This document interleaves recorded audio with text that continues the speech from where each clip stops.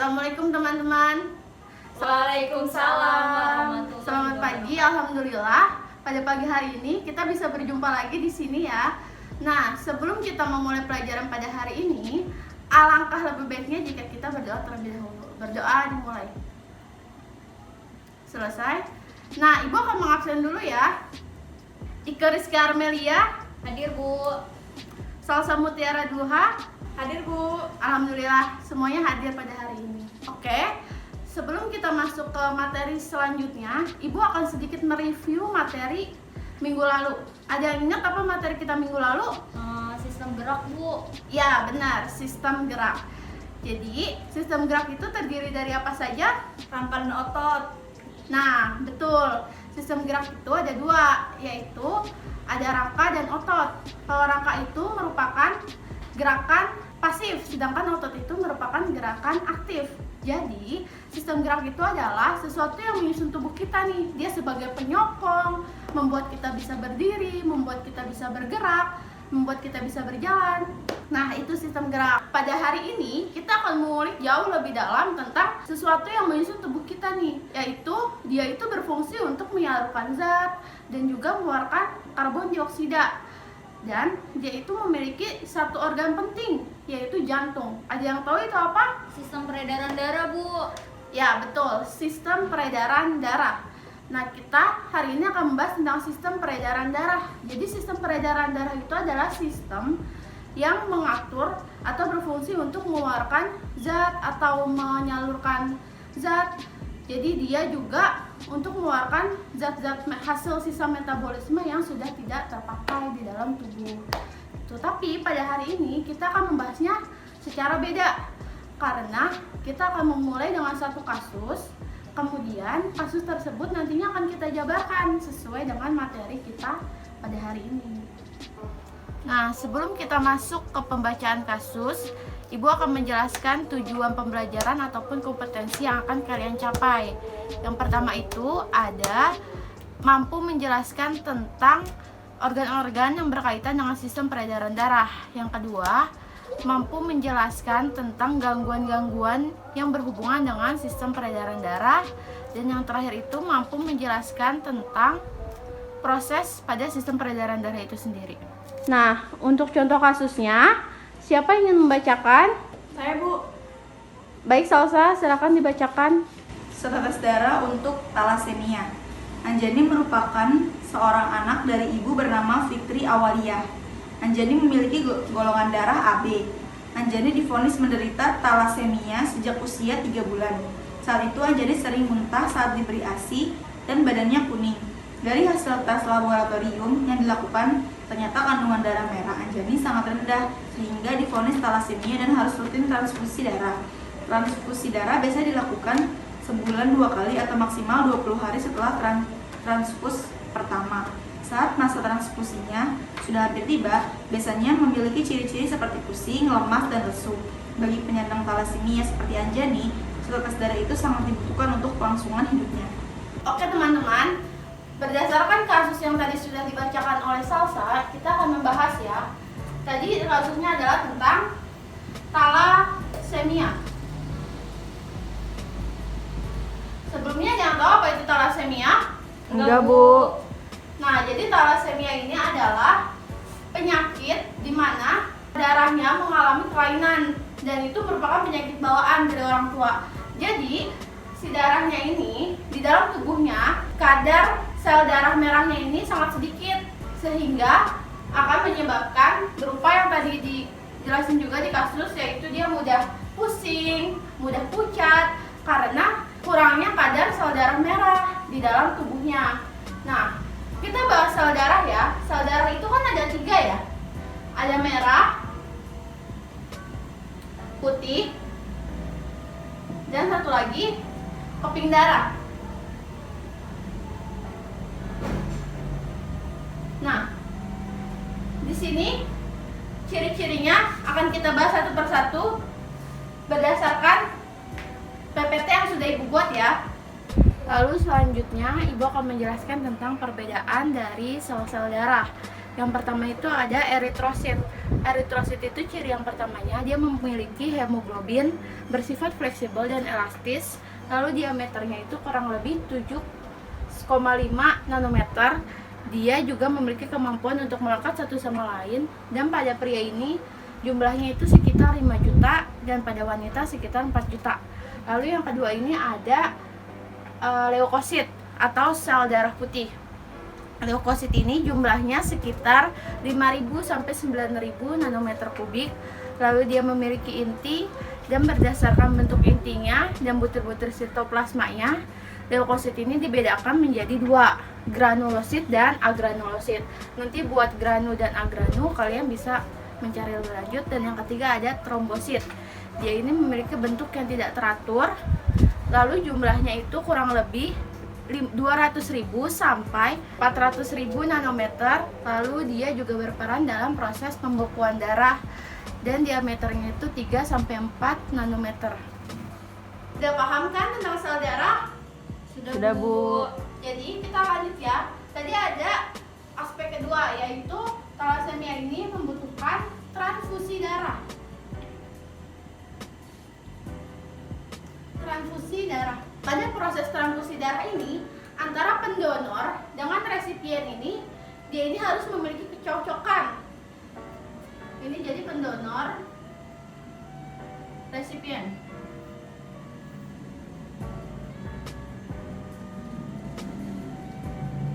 Di golongan darah A, B, O, sama AB. Begitupun resipiennya ya.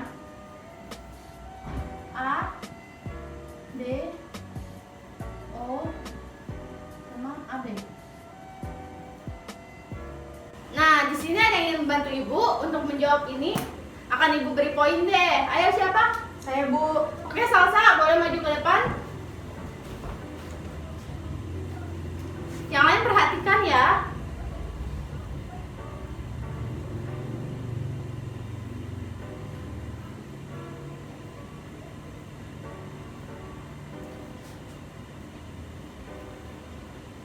Oke, bagus sekali Salsa. Ayo beri tepuk tangan dulu. Nah, terima kasih Salsa. Silakan kembali ke tempat sama, Bu. Nah, jadi ini udah benar semua ya. Jadi pendonor A, dia hanya bisa diterima oleh orang yang golongan darah A, O, sama AB. Tapi yang O pun jarang, dari A ke O pun jarang. Nah, kalau B, dia hanya bisa terima oleh B dan AB. Kalau O, dia bisa di semua. Kalau AB, dia hanya bisa di AB. Jadi kesimpulannya, kalau golongan darah O ini, dia ini merupakan pendonor universal karena dia bisa mendonorkan darahnya di semua golongan darah. Sedangkan AB ini dia itu termasuk resipien universal karena dia itu bisa menerima darah dari mana saja. Tapi yang tidak enak dari golongan darah O ini, dia itu saat kita memiliki golongan darah O dan kita kekurangan darah O, kita itu hanya bisa menerima donor dari orang yang bergolongan darah O, tapi kita bisa menyalurkannya. Jadi pahala kita banyak, tapi saat kita butuh kita harus berjuang buat dapetin itu.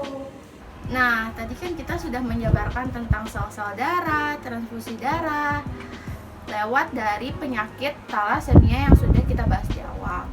Nah, apakah kalian tahu teknologi untuk menyembuhkan thalassemia agar dia tidak melakukan transfusi seumur hidup?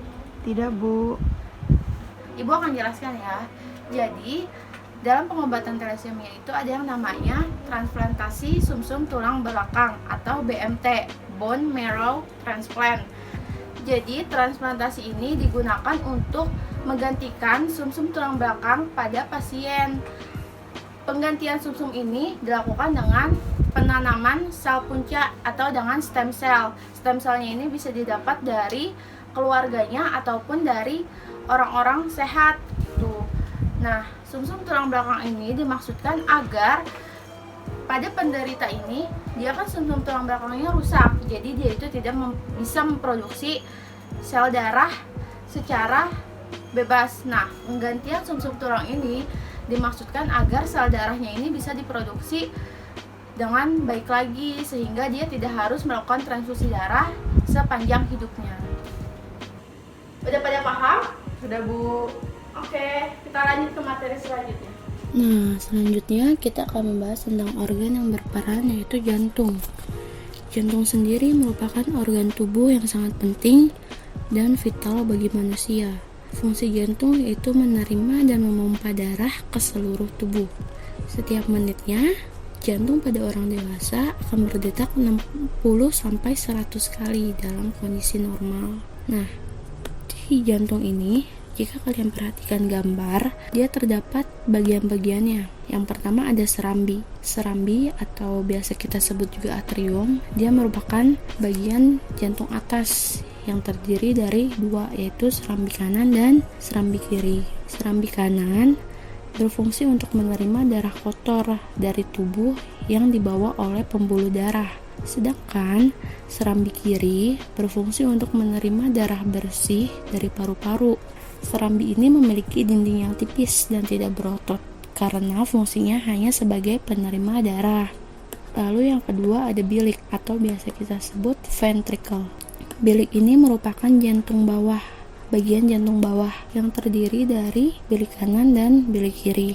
Bilik kanan berfungsi untuk memompa darah kotor dari jantung ke paru-paru. Sementara bilik kiri berfungsi untuk memompa darah bersih dari jantung ke seluruh tubuh. Namun, si dinding bilik ini dia berbeda dengan dinding serambi karena bilik ini memiliki dinding yang jauh lebih tebal dan berotot daripada serambi. Lalu yang ketiga ini ada katup. Nah, katup ini sendiri berfungsi untuk menjaga aliran darah ke satu arah. Nah, di sini kan terdapat 4 katup. Yang pertama ada katup trikuspid. Dia berfungsi mengatur aliran darah antara serambi kanan dan bilik kanan. Lalu yang kedua ada katup pulmonal. Dia berfungsi mengatur aliran darah dari bilik kanan ke arteri pulmonalis yang membawa darah ke paru-paru untuk mengambil O2 atau oksigen. Yang ketiga ada katup mitral. Dia berfungsi untuk mengalirkan darah yang kaya oksigen dari serambi kiri ke bilik kiri. Dan yang terakhir ada katup aorta. Dia berfungsi untuk membuka jalan bagi darah yang kaya oksigen untuk dilewati dari bilik kiri ke aorta. Nah, selanjutnya kita akan membahas perbedaan antara arteri, kapiler, dan vena. Yang pertama kita bahas dari dindingnya dulu ya. Kalau arteri itu, dia itu dindingnya tebal dan elastis. Kalau vena, dia itu dindingnya tipis dan kurang elastis. Sedangkan kalau misalnya kapiler, dia itu dindingnya tipis dan permeabel. Lalu selanjutnya kita ngebahas arah darahnya. Kalau misalnya arteri, dia itu aliran darahnya meninggalkan jantung. Kalau vena, dia itu menuju jantung. Sedangkan kalau misalnya kapiler, dia itu berawal dari arteriol. Nah, terus selanjutnya kita itu akan ngebahas tentang tekanannya. Kalau arteri atau pembuluh nadi, dia itu kuat dan memancar karena dia itu terletak di nadi yang seperti bisa kita rasakan. Jadi kalau misalnya dia luka, dia itu darahnya akan memancar. Sedangkan kalau vena, itu yang sering kita temui di pembuluh darah, dia itu darahnya hanya menetes saja. Kayak kita kena luka, itu kan pasti cuma netes saja kan. Nah, sedangkan kalau misalnya kapiler, dia itu peralihan antara sistem bertekanan tinggi dengan sistem bertekanan lemah tuh. Nah, kalau letaknya seperti yang kita tahu, kalau arteri atau pembuluh nadi, dia itu terletaknya di pembuluh nadi. Sedangkan kalau misalnya vena, dia itu terletak di seluruh pembuluh darah. Kalau kapiler, dia terletak di antara arteri dan vena. Nah, di sini Ibu punya salah satu contoh alat peraga. Ini mudah banget dibuatnya dan cuma pakai botol bekas sama selang bekas. Jadi kalian bisa aja buat ini biar kalian tahu gimana sih arah aliran darah kalian dari mana ke mana, terus akan balik lagi kemana. Nah, Ibu mau minta bantuan nih. Ada nggak teman-teman yang mau maju bantuin Ibu buat kasih tahu teman-temannya gimana sistem peredaran darah? Ayo, siapa? Saya, Bu. Ika, silakan Ika maju. Ini kita anggap darahnya teman-teman ya. Nih, jadi awalnya itu dari bilik kiri, terus langsung ke seluruh tubuh. Lanjut lagi ke serambi kanan, bilik kanan, paru-paru, dan serambi kiri. Balik lagi deh. Yuk. Oke, udah cukup bagus ya teman-teman penjelasannya. Terima kasih Kak. Sama Bu. Nah, yang dijelasin Niki itu udah cukup baik. Tapi ada beberapa yang kurang, kayak darah dari bilik kiri ke seluruh tubuh itu darah yang mengandung O2. Tapi darah yang di serambi kanan dan bilik kanan itu darah yang mengandung CO2. Karena nantinya ini semua akan dipompa ke paru-paru. Dari paru-paru masuk ke serambi kiri, terus masuk ke bilik kiri lagi. Jadi itu darahnya berputar dari O2 ke CO2, gitu pun seterusnya. Oke, kita cukupkan materi hari ini. Antusias teman-teman udah bagus sekali. Tepuk tangan untuk kita semua. Yeay. Ya, terima kasih semuanya. Nah, sebelum ini tutup, Ibu ada satu tugas nih, LKPD. Itu nanti kalian kerjakan. Jika kalian mencatat semua yang udah Ibu kasih tahu, pasti kalian bisa jawabnya. Nanti dikumpulkan hari Kamis depan saat kita pertemuan kedua. Nanti ketua kelas tolong bagikan ya. Iya Bu. Nah, jadi ini udah paham semua ya tentang sistem peredaran darah. Sudah Bu. Jadi kesimpulan pada pembelajaran kita hari ini apa aja yo? Yang pertama itu kan ada tentang sel darah. Sel darah ada 3, ada eritrosit, leukosit, sama trombosit. Lalu ada transfusi darah, ada golongan darah, dan ada satu penyakit yang kita bahas pada hari ini yaitu tentang talasemia. Dan organ yang berperan dalam sistem peredaran darah itu apa? Jantung. Nah, udah ya, kalian harus bisa pelajarin lagi di rumah. Alhamdulillah jika begitu, minggu depan kita akan membahas tentang jaringan tumbuhan. Jadi kalian tolong persiapkan materinya. Jadi saat kita masuk kelas, kita bisa diskusi kayak tadi. Bisa pakai kasus, bisa pakai catatan yang sudah kalian buat.